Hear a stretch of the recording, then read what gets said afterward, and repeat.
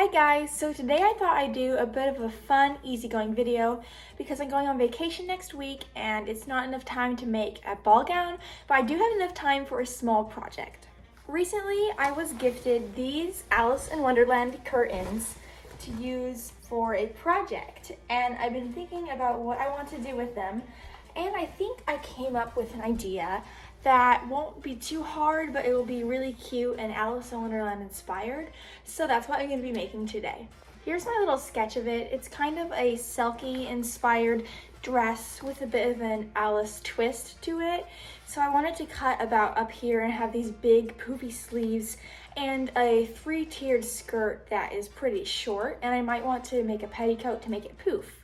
But I have 2 of these panels to work with, and I'm just gonna see what happens.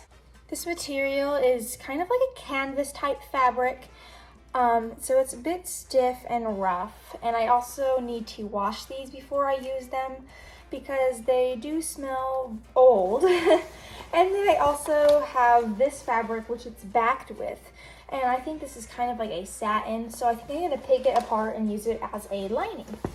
But like I said, I have 2 of these. So let's get started.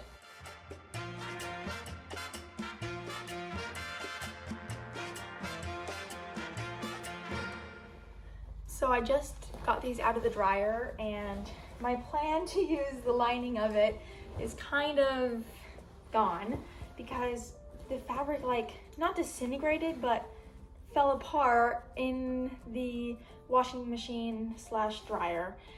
So I cannot use the lining anymore because, as you can see, it literally has holes in it, but the actual curtain fabric itself is just fine, and the only thing that changes is that it smells a lot better. So now I need to pick out all this lining, which I thought it was satin, but now I really don't know what it is. The washing machine really changed how it feels, and it almost feels like cotton, but I don't think that's what it is. I have no idea what it is. But I don't think I can use it anymore. I might be able to salvage some of it, but yeah. So I'm gonna tear this apart now.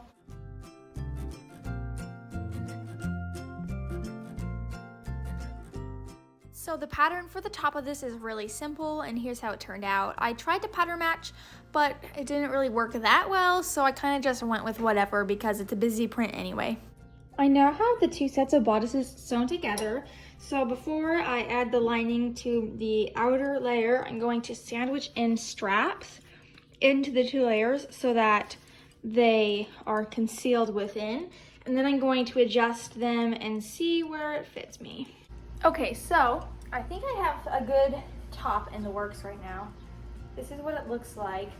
And I'm going to add really big puffy sleeves to it. So it does look pretty busy.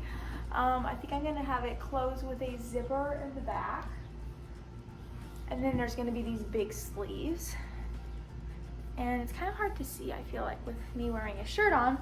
But here are the sleeves. I just kind of winged this pattern. Sleeves are really easy to pattern, and you just kind of change them depending on how big you want them, but I want them to be big and puffy, so I have a big sleeve pattern like this, and I'm gonna add them to here and see what happens. Hopefully it turns out how I want it to. Now for puffy sleeves, you're going to want to sew a basting stitch along the bottom edge where the cuff will be, and then along the top edge where it will be in the arm, and that is so that you can gather it into the armhole. And that's just the easiest and best way to do things. So I'm first going to tackle the cuffs. So I'm going to cut a strip of fabric to match how wide my bicep is, or whatever it's called. And then I'm going to gather this bottom edge into the cuff. And after that, we will start on sewing together the sleeve as a whole and setting it into the garment.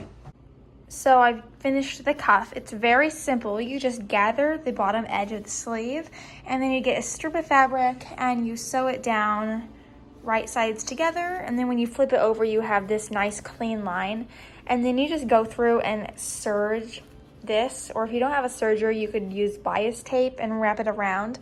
So now that's what I'm gonna do. Now it's a matter of taking this sleeve and fitting it into this bodice. I'm going to do that by gathering that basting stitch that I did before I sewed the sleeve together. There's the cuff, by the way. And then I'll fit it into this armhole and I'll stitch it all in and then serge the inside. So I finished the sleeves and they're definitely outrageous, but you know what? That's what I was going for. This one is looking a bit funny right now. But the sleeves are done, the top is done, so it's time to move on to the skirt.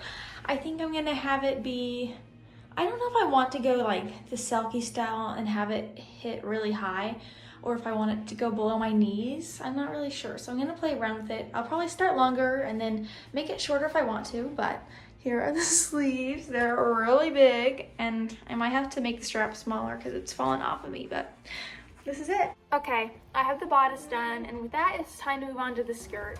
And I'm trying to decide what I want to do with the skirt. I could go the Selkie style and have it really short, and that would be good, but I could also go a bit longer by my knees. I'm kind of feeling up high, maybe like 20 inches long.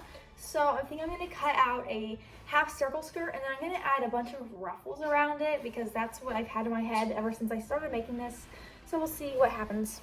So I haven't been filming for this, but basically I cut strips of the fabric and I'm gathering them so that this will be a tiered skirt, and it's just going to be gathered onto this half circle skirt of the same fabric.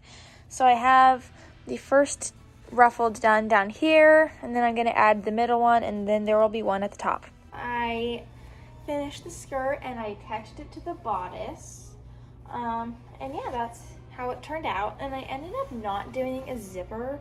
I just closed it up in the back because I figured out that I'm able to kind of squeeze into it because I didn't know if a zipper would really work with this material. So I can kind of squeeze into the dress. Well, what's hard is taking it off.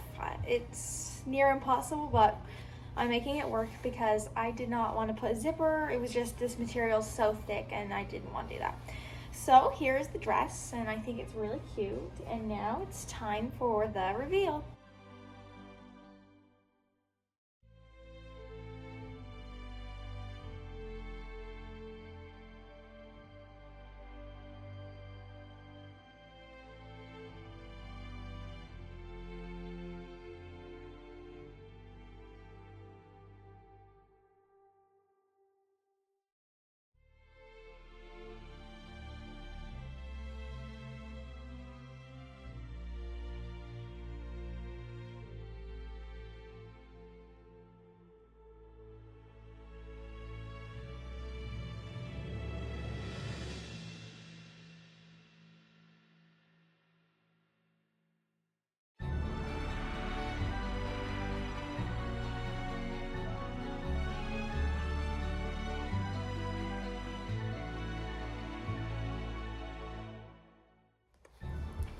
Well, that's a wrap on the video.